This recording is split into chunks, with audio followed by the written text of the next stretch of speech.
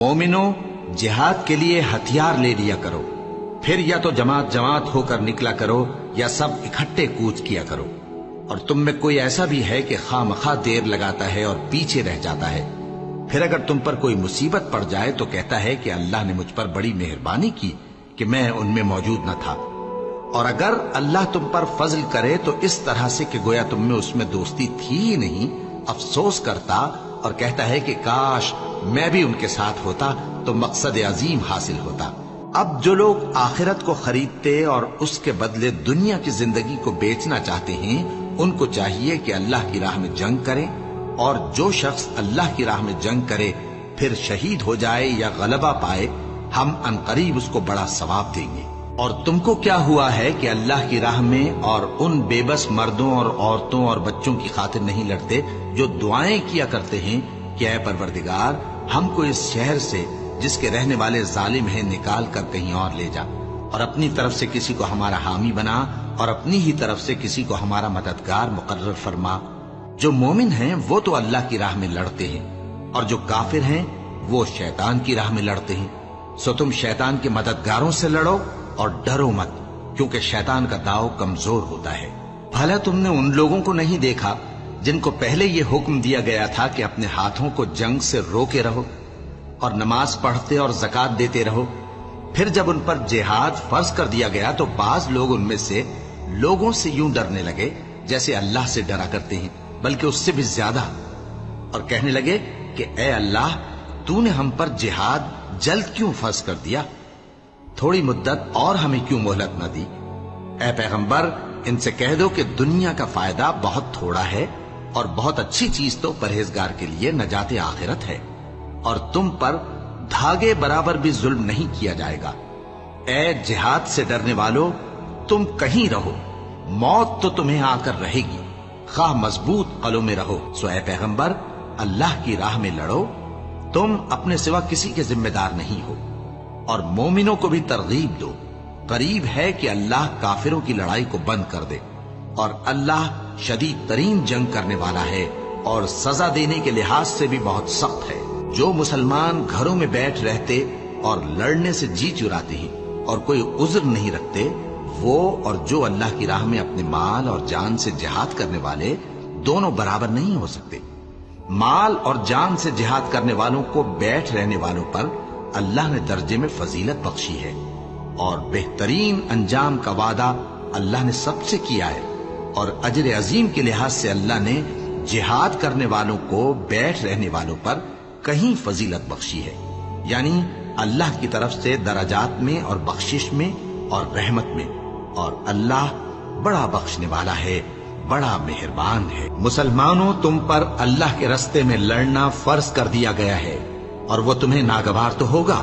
مگر عجب نہیں کہ ایک چیز تم کو بری لگے اور وہ تمہارے حق میں بھلی ہو، اور عجب نہیں کہ ایک چیز تم کو بھلی لگے اور وہ تمہارے لیے مضر ہو،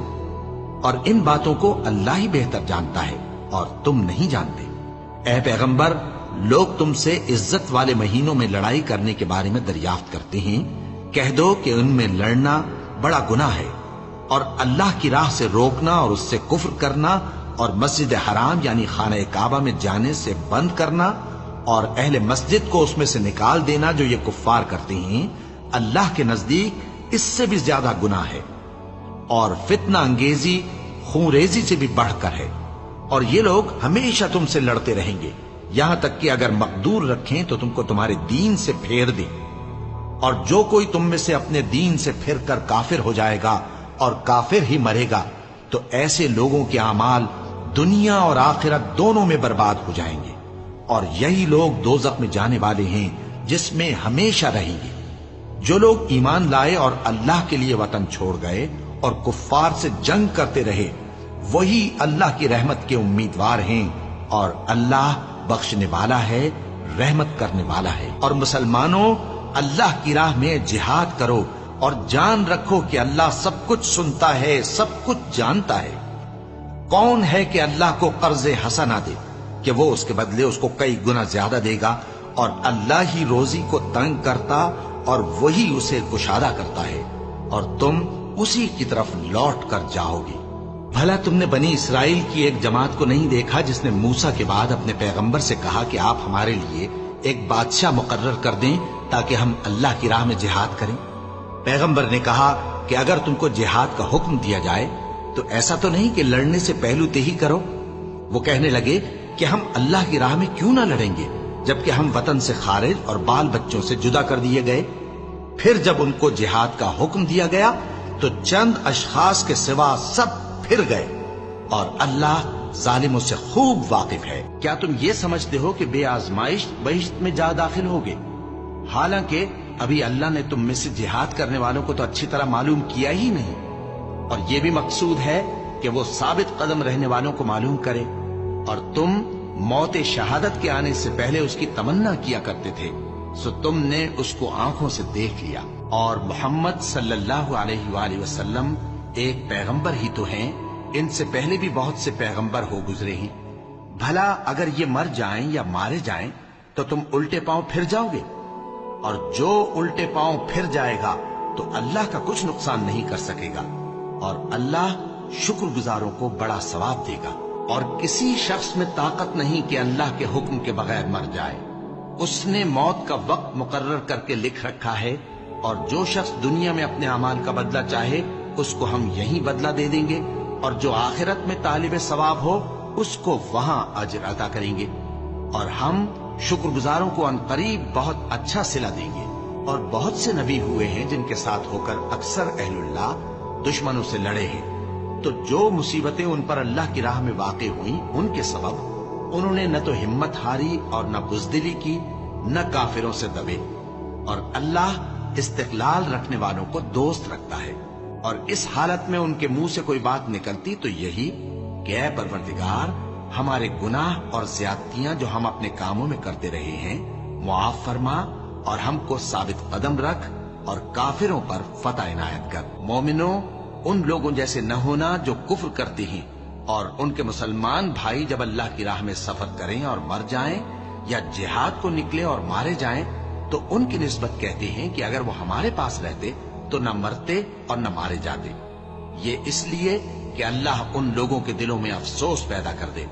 اور زندگی اور موت تو اللہ ہی دیتا ہے، اور اللہ تمہارے سب کاموں کو دیکھ رہا ہے۔ اور اگر تم اللہ کے راستے میں مارے جاؤ یا مر جاؤ تو جو مال و متاع لوگ جمع کرتے ہیں اس سے اللہ کی بخشش اور رحمت کہیں بہتر ہے،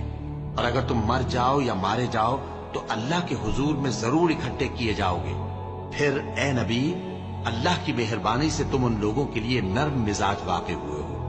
اور اگر تم بدخو اور سخت دل ہوتے تو یہ تمہارے پاس سے بھاگ کھڑے ہوتے، سو ان کو معاف کر دو اور ان کے لیے اللہ سے مغفرت مانگو، اور اپنے کاموں میں ان سے مشورت لیا کرو، اور جب کسی کام کا پختہ ارادہ کر لو تو اللہ پر بھروسہ رکھو، بے شک اللہ بھروسہ رکھنے والوں کو دوست رکھتا ہے۔ اگر اللہ تمہارا مددگار ہے تو تم پر کوئی غالب نہیں آ سکتا، اور اگر وہ تمہیں چھوڑ دے تو پھر کون ہے اس کے بعد تمہاری مدد کرے۔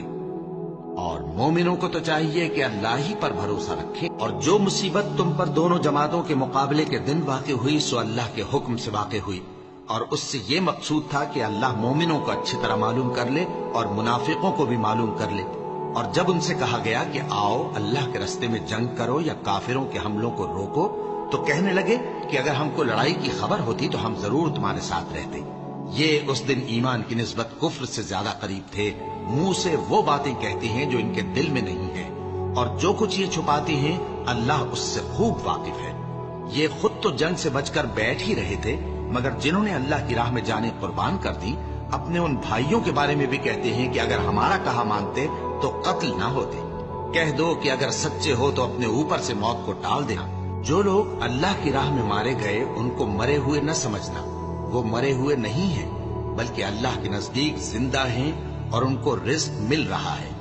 جو کچھ اللہ نے ان کو اپنے فضل سے بخش رکھا ہے اس میں خوش ہیں، اور جو لوگ ان کے پیچھے رہ گئے اور شہید ہو کر ان میں شامل نہیں ہو سکے ان کی نسبت خوشیاں منا رہے ہیں کہ قیامت کے دن ان کو بھی نہ کچھ خوف ہوگا اور نہ وہ غمناک ہوگا۔